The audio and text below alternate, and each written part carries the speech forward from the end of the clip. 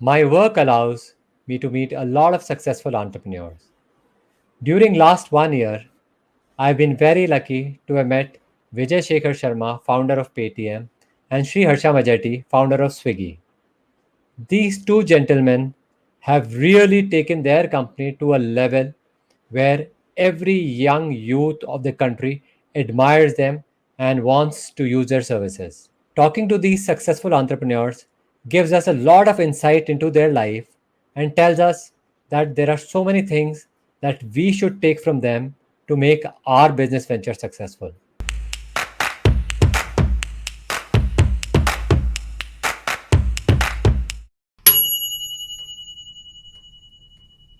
Successful startup stories are truly fascinating.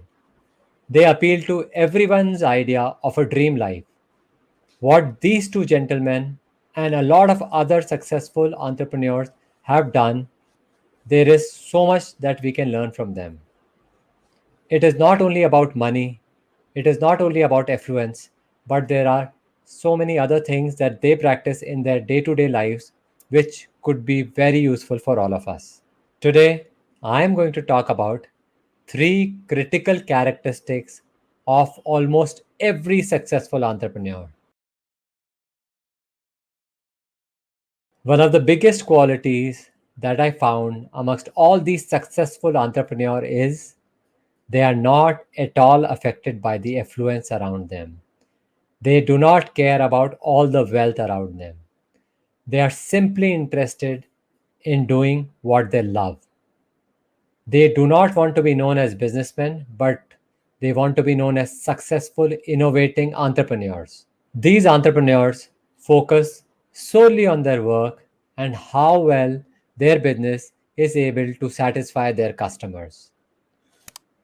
During my interaction with Vijay Shekhar or Sri Harsha, one thing that I commonly found was they weren't very pepped up or decked up during the interaction.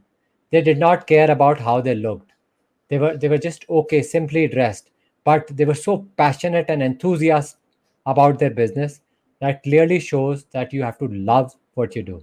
Such entrepreneurs are immensely confident, hardworking, knowledgeable, and believe in the vision that they have.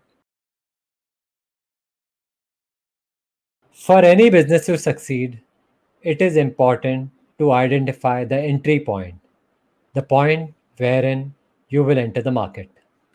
There are two effectual ways to enter the market, either from the bottom or from the top. So, if you look at the Paytm story, Vijay Shekhar Sharma started Paytm with just as money transfer thing.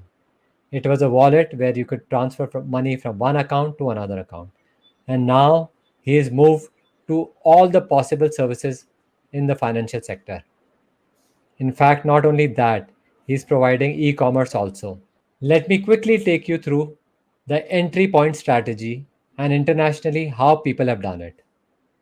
Take an example of Tesla. There are so many automobile manufacturers in the world, but Tesla stormed everyone entering from the top. It disrupted from the top, which is the most high end way to work in the car industry. So they own the tech, manufacturing, design, and almost everything, not giving a chance to competition to realize what hit them. Today, Tesla's market cap is almost $1 trillion. In comparison, how to enter from the bottom? We can look at the Asus case story.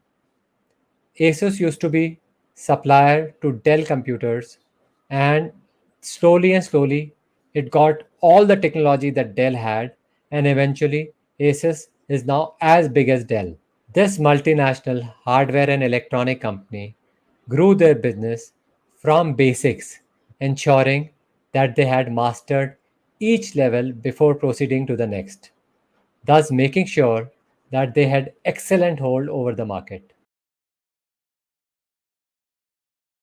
Nothing is more harmful for your business than you being in a situation where competitors or your suppliers replicate your product or service that you're offering. Never let the competitors know your secret sauce or secret recipe. Let me just give you an example. Look at the iPhone.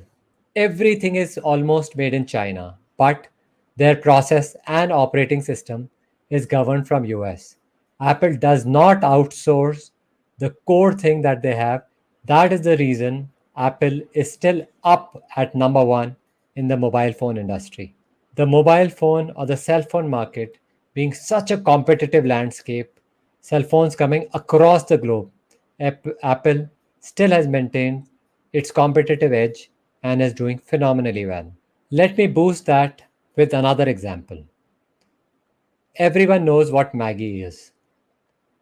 It's a very simple thing, they're just simple noodles. But Maggi would never outsource their production of Maggi masala. They would never give the recipe of Maggi masala to anyone. And that's the simple reason Maggi still has the largest share in the noodle market. What iOS is to iPhone, or what Maggi masala is to Maggi, your competitive edge or your proprietary thing will always help you beat the competition. Even in today's highly conducive business environment, all your hard work, skill, and competence need to be backed by market awareness. Undeniably, a key factor in the art of doing business. No one is born with a success manual, but the closest guarantee for being successful is to do what you love and do it with full passion. And the best way to maintain that success is to be humble enough to look beyond wealth and fame, bring more innovations, and constantly be in touch with what's happening around you so that you're always prepared. For every entrepreneur, there are some key business practices they must try to follow in order to secure their company and its future. I hope today's video was able to give you some such insight. What are your key business principles and practices that you follow or that have given you success in your business? I would be looking forward to reading them in the comment section below. Please like the video if you found it informative and insightful. Also, do share it with your entrepreneur friends or the startup community friends that you have. And subscribe to my channel to get more such informative videos related to startups and successful ventures.